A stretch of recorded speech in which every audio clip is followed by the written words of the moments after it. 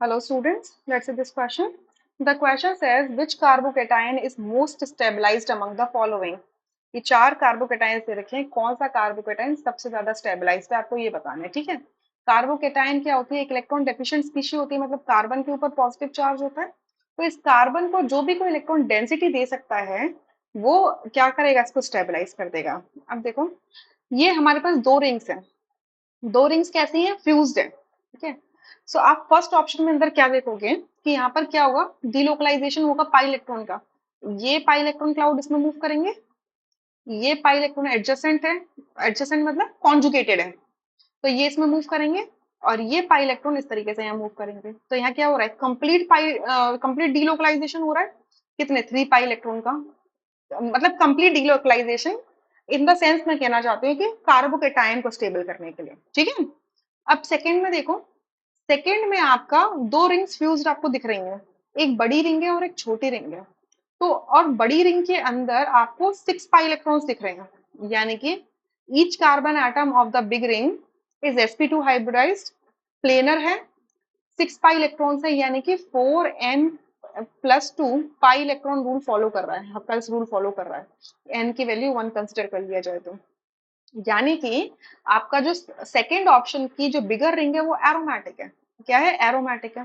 तो जब भी ऐसा होता है कि आपकी बिगर रिंग भी एरोमेटिक है और आपकी बिगर रिंग एरोमेटिक है, मतलब दो रिंग्स हैं अनइक्वल साइजेस की, जिसमें से एक रिंग अगर एरोमेटिक हो रही है तो उसके पाई इलेक्ट्रॉन्स क्या होंगे, कंप्लीटली डीलोकलाइज करेंगे और दूसरी रिंग में इन्वॉल्व नहीं होंगे डीलोकलाइजेशन के लिए।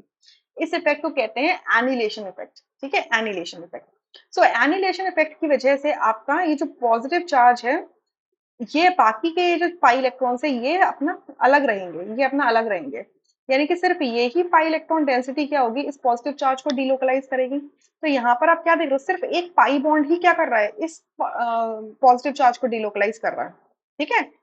थर्ड ऑप्शन में देखो, थर्ड ऑप्शन में क्रॉस कॉन्जुगेशन आप देखोगे, या तो ये पॉसिबल है कि ये पाई इलेक्ट्रॉन इस तरीके से इसको रेजोनेंस शो करे, या तो ये करेगा, या फिर ये है कि ये वाले कर ले, ये ऐसे और ये ऐसे। तो यहाँ पर क्या है, 3 पाई इलेक्ट्रॉन्स कर रहे हैं, बट कैसा हो रहा है, क्रॉस कॉन्जुगेशन हो रहा है, ये क्रॉस कॉन्जुगेशन हो रहा है। बट यहाँ पर फर्स्ट में क्या हो रहा है, लीनियर, इसको हम बोलते हैं लीनियर, मतलब तीनों के तीनों एक ही डायरेक्शन में कर रहे हैं, ये लीनियर कॉन्जुगेशन है, ठीक है। फोर्थ में देखो, यहाँ फोर्थ में क्या हो रहा है कि पॉजिटिव चार्ज जो है it is not in the adjacent to the pi system.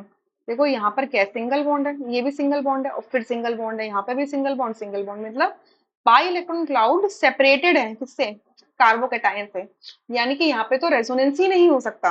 तो ये जो पॉजिटिव चार्ज है ये सिर्फ आपके किससे स्टेबल हो रहा है, देखो यहाँ पर दो क्या अल्फा हाइड्रोजन प्रेजेंट है, तो कार्बन हाइड्रोजन के जो अल्फा बॉन्ड्स हैं और यहाँ पर भी जो कार्बन हाइड्रोजन का जो अल्फा बॉन्ड है, बेसिकली ये वाला तो टेट्राहेड्रली अरेंज्ड होगा। तो चलो मैं ऐसे समझाने की कोशिश करती हूँ आपको कि चलो ये वाला भी अगर आप लेके चलो, तो यहाँ पे 3 हाइड्रोजन से अल्फा पोजीशन पे है कार्बन हाइड्रोजन बॉन्ड, तो ये हाइपर कॉन्जुगेशन इफेक्ट शो कर देंगे, ठीक है। मतलब sigma bond of the sigma electron density of the carbon hydrogen bond alpha to the carbocation will move into the vacant p orbital of the carbocation, ठीक है। सो ये सिर्फ इस इफेक्ट की वजह से स्टेबल हो रहा है, बट बाकी तीनों में तो रेजोनेंस हो रहा है। सो रेजोनेंस इफेक्ट ऑब्वियसली ज्यादा स्ट्रॉन्गर होता है, क्यों? क्योंकि पाई इलेक्ट्रॉन्स इन्वॉल्व है, लूजली हेल्ड इलेक्ट्रॉन क्लाउड है तो फटाफट से मूवमेंट शो कर देते हैं, बट सिग्मा इलेक्ट्रॉन्स इतनी जल्दी मूवमेंट शो नहीं करते हैं, इस वजह से फोर्थ तो हमारा मोस्ट स्टेबल नहीं हो सकता।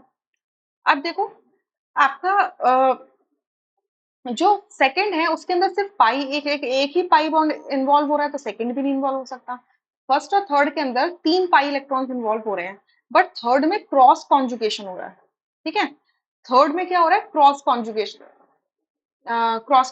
हो रहा है,